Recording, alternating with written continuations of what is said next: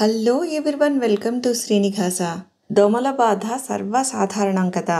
అందున ప్రకృతిలో తిరిగే వారికి మరీ ఎక్కువ సాయంత్రాలప్పుడు, ఉదయం పూట సన్ స్క్రీన్ లోషన్ రాసుకుంటాము. దాని మీద మళ్ళీ మస్కిటో రిపెల్లెంట్ రాసుకోవాలి అంటే చిరాగ్గా ఉంటుంది.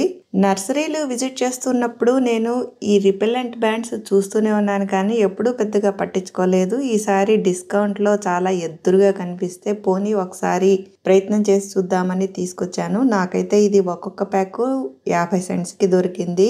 దీని మీద డీటెయిల్స్ చూస్తే ఈ బ్యాగ్ రీసీలబుల్, ఒకసారి వాడిన తర్వాత మళ్ళీ పెట్టి రీసీల్ చేసుకోవచ్చు.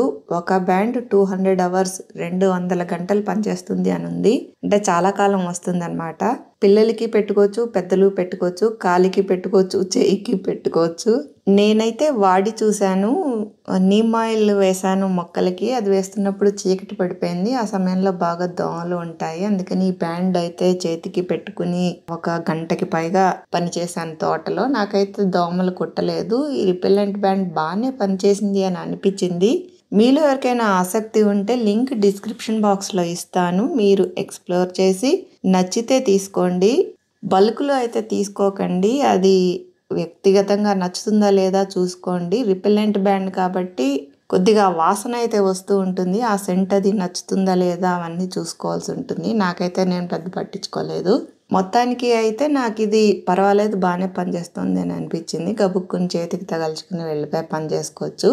మీకు ఈ వీడియో ఉపయోగపడింది అని అనుకుంటున్నాను. దీని మీద ఇంకా ఎక్స్ప్లోర్ చేయాలనుకునే వాళ్ళకి లింక్ డిస్క్రిప్షన్ బాక్స్లో ఉంటుంది. నచ్చిన వాళ్ళు విజిట్ చేయొచ్చు.